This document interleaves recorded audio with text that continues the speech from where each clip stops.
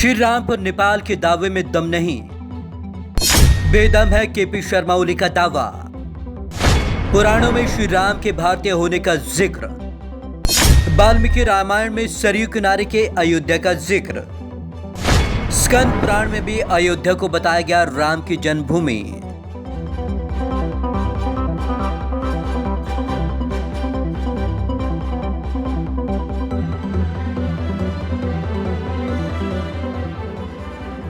राम के नाम पर राजनीति एक बार फिर से तेज हो गई है, लेकिन इस बार इस राजनीति की चिंगारी को भड़काने का काम भारत में नहीं हुआ, बल्कि इसकी शुरुआत नेपाल से हुई। और इसका कारण बना है नेपाल के प्रधानमंत्री केपी शर्मा ओली का वो बयान जिसमें उन्होंने श्री राम को नेपाली बताया।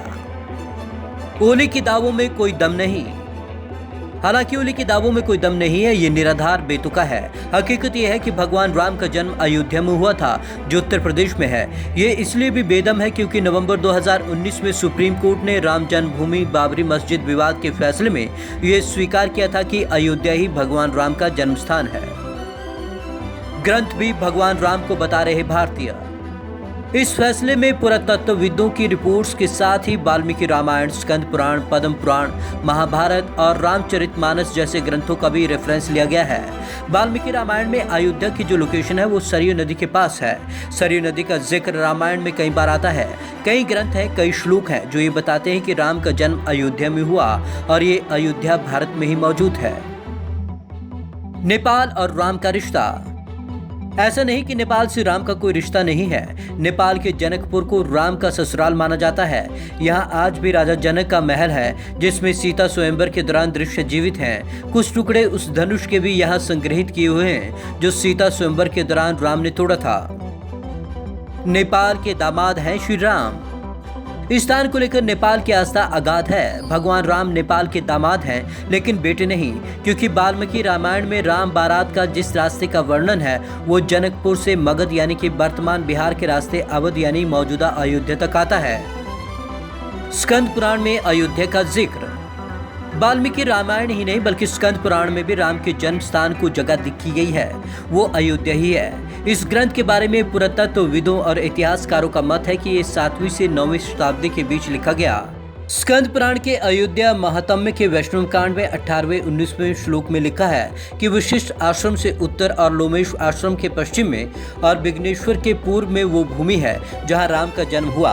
सुप्रीम कोर्ट ने पुरातत्वविदों और संतों के इसकी जांच कराई जो सही पाई गई। संतों में स्वामी अविमुक्तेश्वरानंद भी थे।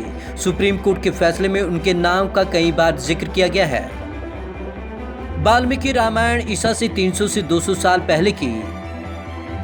वाल्मीकि रामायण भगवान राम के जीवन का सबसे मुख्य और पुराना ग्रंथ है। इसका रचनाकाल ईसा से 300 से 200 साल पहले का माना गया है। इसे महाभारत और श्रीमद् भगवद गीता के साथ पहले का माना जाता है।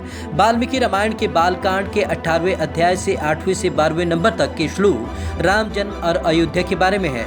10वें श्लोक को सुप्रीम कोर्ट ने अपने फैसले में रेफरेंस के तौर पर लिया है। सरयू नदी की लोकेशन और अयोध्या का निर्माण।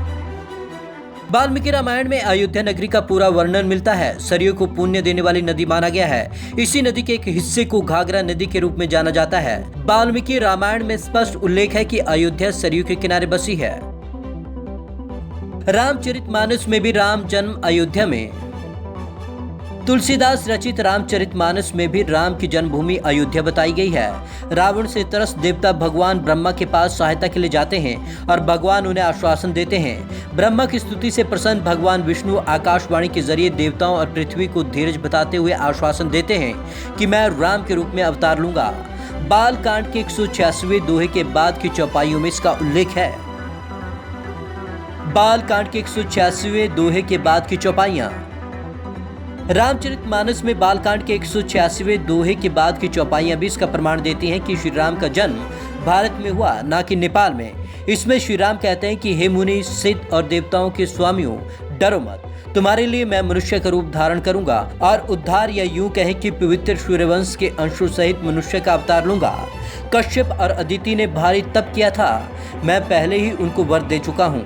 वे ही दशरथ और कौशल्या के रूप में मनुष्यों के राजा होकर श्री अयोध्यापुरी में प्रकट हुए हैं। उन्हीं के घर जाकर मैं रघुकुल के 4 श्रेष्ठ भाइयों के रूप में अवतार लूंगा। नारद के सब वचन मैं सत्य करूंगा और अपनी पराशक्ति सहित अवतार लूंगा।